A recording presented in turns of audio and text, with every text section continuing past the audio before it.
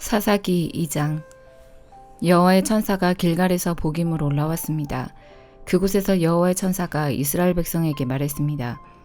나는 너희를 이집트에서 이끌어내어 너희 조상에게 약속했던 땅으로 데리고 왔다. 나는 너희에게 너희와 맺은 언약을 절대로 깨뜨리지 않을 것이다. 그러니 너희도 이 땅에 살고 있는 사람들과 언약을 맺지 말며 그들의 제단을 무너뜨려라 하고 말했다. 그러나 너희는 나의 말에 복종하지 않았다. 이제 내가 하는 말을 잘 들어라. 나는 이 땅의 백성을 쫓아내지 않을 것이다. 그들은 너희의 적이 되어 너희를 괴롭힐 것이며 그들의 신은 너희에게 덫이 될 것이다. 여호와의 천사가 이 말씀을 전하자 이스라엘 백성은 소리 높여 울었습니다. 그래서 이스라엘 백성은 그곳을 복임이라고 불렀습니다. 이스라엘 백성은 복임에서 여호와께 희생 제물을 바쳤습니다. 그때 여호수아가 이스라엘 백성에게 각자 나누어 받은 땅으로 돌아가도 좋다고 말했습니다. 그러자 모든 사람이 돌아가서 자기 몫의 땅을 차지했습니다. 이스라엘 백성은 여호수아가 살아있는 동안 여호와를 섬겼고 장로들이 살아있는 동안에도 계속해서 여호와를 섬겼습니다. 이 장로들은 모두 여호와께서 이스라엘을 위해 하신 큰 일을 본 사람들이었습니다.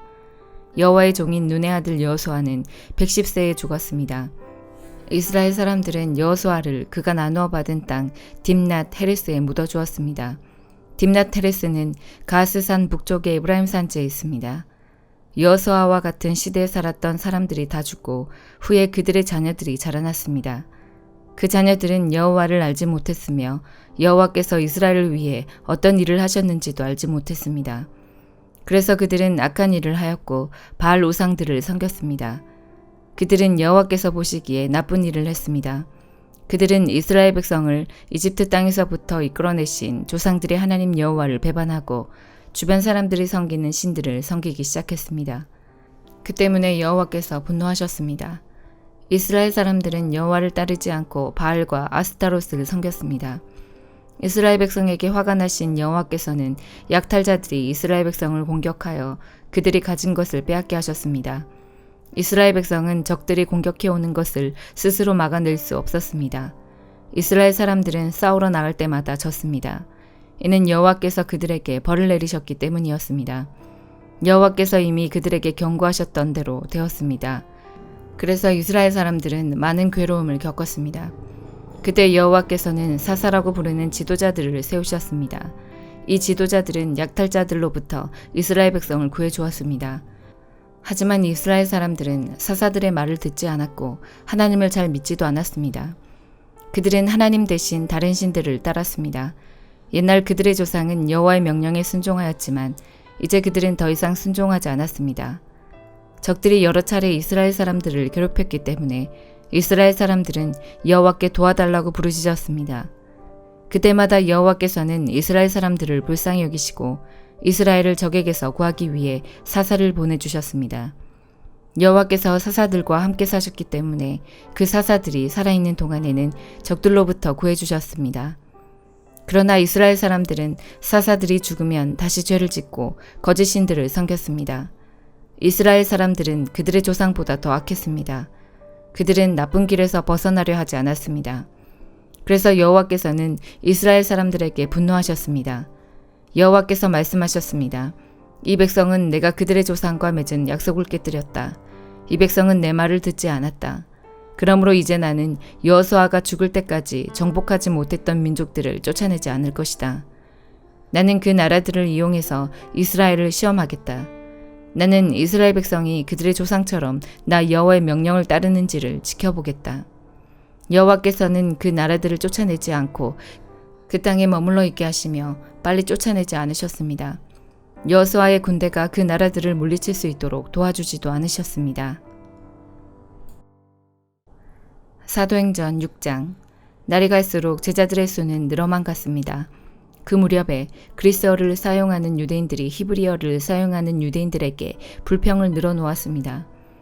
그것은 히브리어를 사용하는 본토 유대인들이 매일 음식을 나누어 줄 때 그리스어를 사용하는 유대인 과부들에게는 관심을 쏟지 않아 그들이 배급을 제대로 받지 못했기 때문입니다. 그래서 12사도가 제자들을 모두 불러서 말했습니다. 음식을 나누어 주는 일 때문에 우리가 하나님의 말씀을 가르치는 일을 소홀히 하는 것은 옳지 않습니다. 그러니 형제 여러분, 여러분들 중에서 성령과 지혜가 충만하다고 인정받은 사람 7명을 뽑으십시오. 그 사람들에게 이 일을 맡기고 우리는 기도하는 일과 하나님의 말씀을 가르치는 일에 온 힘을 기울이겠습니다. 모든 사람이 이 말을 좋다고 생각해서 믿음이 좋고 성령이 충만한 스데반을 비롯하여 빌립과 브로고로와 니가노르와 디몬과 바메나와 유대인으로 개종한 안디옥 사람 니골라를 뽑았습니다. 사람들이 이들을 사도들 앞으로 데려오자 사도들이 그 사람들 머리에 손을 얹고 기도했습니다. 그 후 하나님의 말씀은 계속 퍼져나가서 예루살렘에서 제자의 수가 많이 늘었습니다. 뿐만 아니라 유대인 제사장들 중에서도 믿음을 가지게 된 사람들이 많이 생겨났습니다. 스데반은 하나님의 은혜와 능력이 가득한 사람이었습니다. 그는 백성들 사이에서 기적과 표적을 행하였습니다. 그러나 구레네와 알렉산드리아와 길리기아와 아시아 출신의 유대인들로 구성된 이른바 자유인의 회당 출신 사람들 중에 스데반을 반대하는 사람들이 있었습니다. 이들은 합세하여 스데반과 논쟁을 하였습니다. 하지만 스데반이 말하는 지혜나 성령을 당해낼 사람은 아무도 없었습니다. 그래서 그들은 돈을 주고 사람들을 사서 스데반이 모세와 하나님을 모독하는 소리를 우리가 들었습니다 라고 거짓말을 하게 만들었습니다. 그들은 이런 식으로 백성과 장로들과 율법사들을 화나게 만들고는 스데반을 붙잡아 공유회로 끌고 갔습니다. 그들은 사람들을 시켜 이렇게 거짓 증언을 하겠습니다. 이 사람은 항상 이 거룩한 곳인 성전과 율법에 대해 험담을 하였습니다. 우리는 이 사람이 나스렛 예수가 이곳을 헐어버릴 것이고 또 모세가 우리에게 전해준 여러 관습들을 뜯어 고칠 것이라고 말하는 것을 들었습니다. 공유회에 모인 사람들 모두가 스데반을 쳐다보았습니다. 그의 얼굴은 마치 천사의 얼굴과 같았습니다. 예레미야 15장. 여호와께서 내게 말씀하셨다. 모세와 사무엘이 내 앞에 서서 부탁한다 하더라도 나는 이 백성을 불쌍히 여기지 않겠다. 내 앞에서 이 백성을 쫓아낼 것이다. 그들이 너에게 우리가 어디로 나가야 합니까? 하고 묻거든 그들에게 대답하여라. 여호와께서 이렇게 말씀하셨다. 죽을 사람은 죽음으로 나아가고 칼에 죽을 사람은 칼에 죽고 굶주려 죽을 사람은 굶주려 죽고 포로로 끌려갈 사람은 포로로 끌려갈 것이다. 내가 그들에게 4가지 벌을 내리겠다. 곧 칼을 보내어 그들을 죽이겠고 개들을 보내어 그들을 찢게 하겠고 하늘의 새들과 땅 위의 짐승들을 보내어 그들의 시체를 먹어치워 멸망하게 하겠다. 유다 왕 히스기야의 아들 므낫세가 예루살렘에서 한 일 때문에 땅 위의 모든 나라들이 유다 백성을 미워하게 될 것이다. 예루살렘아, 누가 너를 불쌍히 여기겠느냐? 너를 위해 슬피 울 사람이 누구이며 네 안부를 물으러 찾아올 사람이 어디 있겠느냐? 예루살렘아, 너는 나를 저버렸다. 나 여호와의 말이다. 너는 점점 더 멀리 가버렸다. 그러므로 내가 네 위에 손을 뻗어서 너를 멸망시키겠다. 나도 내 노여움을 거두어들이기에 지쳤다.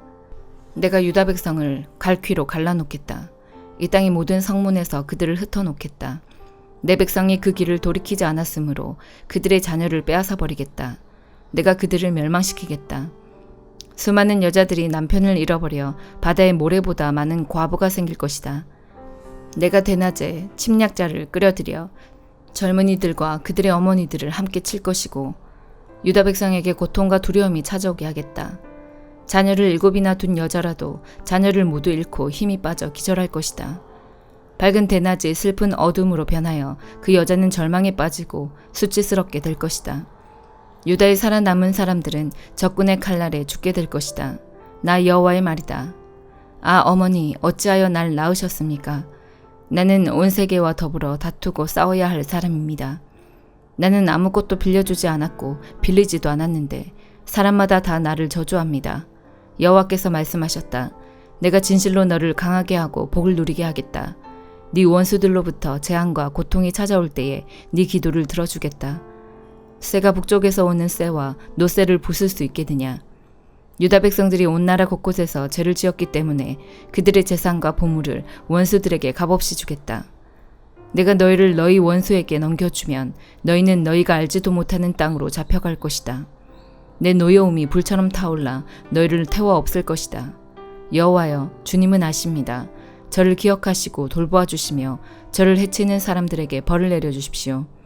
저들의 악한 것을 참고 보시는 가운데 제가 멸망하는 일은 없게 해주십시오.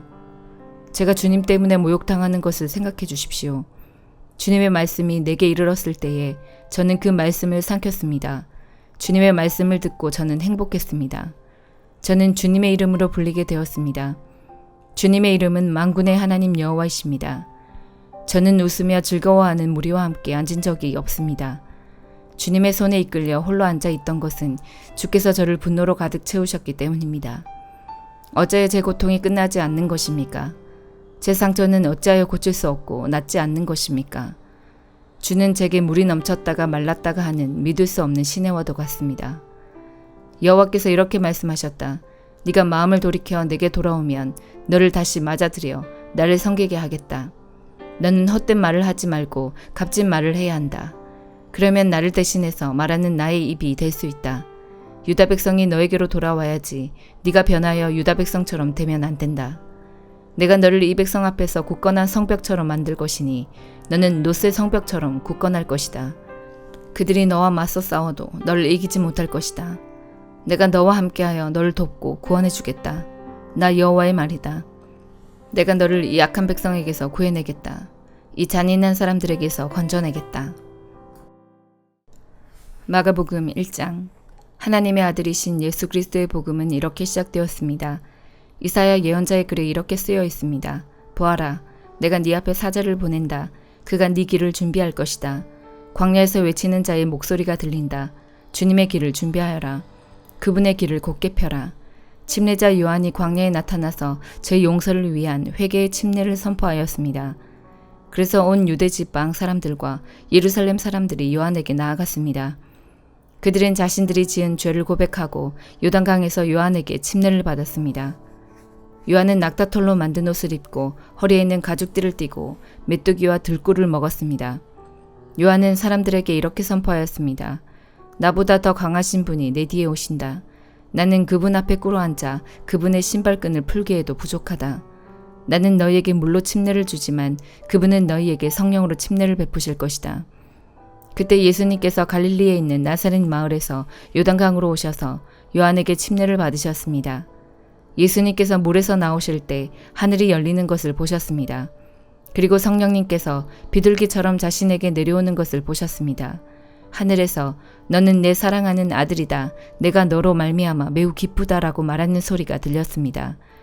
곧 성령님께서는 예수님을 광야로 내보내셨습니다. 예수님께서는 40일 동안 광야에서 사탄에게 시험을 받으셨습니다. 그때 들짐승들과 함께 계셨는데 천사들이 와서 예수님을 돌봐드렸습니다.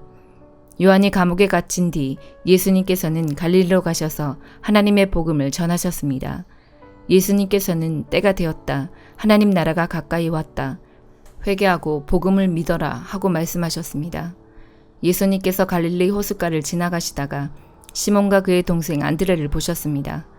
그들은 어부였는데 호수에 그물을 던지고 있었습니다.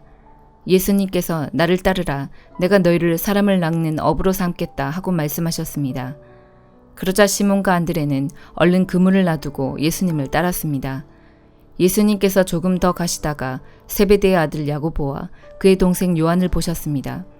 그들은 배에서 그물을 깁고 있었습니다. 예수님께서 그들을 부르시자 그들은 아버지 세베대와 일꾼들을 배에 남겨두고 예수님을 따라 나섰습니다. 예수님과 제자들이 가버나움으로 가셨습니다. 안식일에 예수님께서 회당에 들어가셔서 가르치기 시작하셨습니다. 거기에 있는 사람들이 예수님의 가르침을 듣고 놀랐습니다.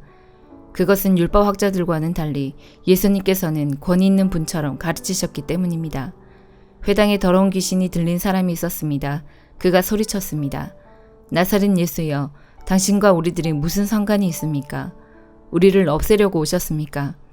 나는 당신이 누군지 압니다. 바로 하나님께서 보내신 거룩한 분입니다. 예수님께서 조용히 하고 그 사람에게서 나가거라 하시며 그를 꾸짖었습니다. 그 더러운 귀신이 그 사람에게 발작을 일으켰습니다. 그리고 큰 소리를 지르면서 그 사람에게서 나왔습니다. 사람들은 모두 놀라서 이게 어찌 된 일이냐? 이것은 권위가 있는 새로운 교훈이다. 저 사람이 더러운 귀신에게 명령을 하니 그것들이 복종하는구나 라고 하며 자기들끼리 서로 물었습니다. 그래서 예수님에 대한 소문이 갈릴리 모든 곳으로 빠르게 퍼져나갔습니다. 예수님과 제자들이 회당에서 나온 뒤에 곧바로 야고보, 요한과 함께 시몬과 안드레의 집으로 갔습니다. 시몬의 장모가 열이 나서 누워 있었습니다. 사람들이 바로 이 사실을 예수님께 말씀드렸습니다. 예수님께서 시몬의 장로에게로 가서 손을 잡고 일으켜 세우셨습니다. 그러자 바로 열이 내렸습니다. 시몬의 장모는 예수님을 섬겼습니다. 그날 저녁 해가 지자 사람들이 모든 병든 사람과 귀신 들린 사람들을 예수님께 데리고 왔습니다. 온 마을 사람들이 문 앞에 모여들었습니다. 예수님께서는 온갖 환자들을 다 고쳐주셨습니다. 그리고 많은 귀신들을 내쫓으셨습니다. 예수님께서는 귀신들에게 아무런 말도 하지 못하도록 하셨습니다. 그것은 그들이 예수님이 누구신지 알고 있었기 때문이었습니다. 어둠이 채 가시지 않은 아침에 예수님께서 일어나셨습니다. 그리고 조용한 곳으로 가셔서 기도하셨습니다. 시몬과 그의 친구들이 예수님을 찾으러 왔습니다. 그들은 예수님을 찾자 모든 사람들이 선생님을 찾고 있습니다. 라고 말했습니다. 예수님께서 대답하셨습니다. 근처에 있는 다른 마을로 가자. 거기서도 내가 전도할 것이다. 내가 바로 그것을 위해서 왔다. 예수님께서는 갈릴리 모든 곳을 다니셨습니다. 회당에서 말씀을 전하시고 귀신들을 내쫓으셨습니다. 어떤 문둥병 환자가 예수님께 와서 무릎을 꿇고 간청했습니다. 선생님께서 원하시면 저를 깨끗하게 하실 수 있습니다. 예수님께서 그 사람을 불쌍히 보셨습니다. 그래서 손을 내밀어 그를 만지시며 말씀하셨습니다. 내가 원하니 깨끗해져라. 그러자 바로 문둥병이 떠나고 그가 나았습니다. 예수님께서 그에게 단단히 이르시고 보내셨습니다. 아무에게도 이 일을 말하지 마라. 다만 가서 제사장에게 네 몸을 보여주어라. 그리고 네가 깨끗해진 것에 대하여 모세가 명령한 예물을 드려서 사람들에게 증거로 삼아라. 그러나 그 사람은 가서 이 사실을 주저하지 않고 말하여 소문을 냈습니다. 그래서 예수님께서는 마을에 드러나게 들어가실 수 없을 정도가 되었습니다. 예수님께서는 사람이 없는 곳에 머무셨습니다. 그래도 사람들은 예수님이 계신 곳이라면 어디든지 상관하지 않고 사방에서 몰려들었습니다. 아멘.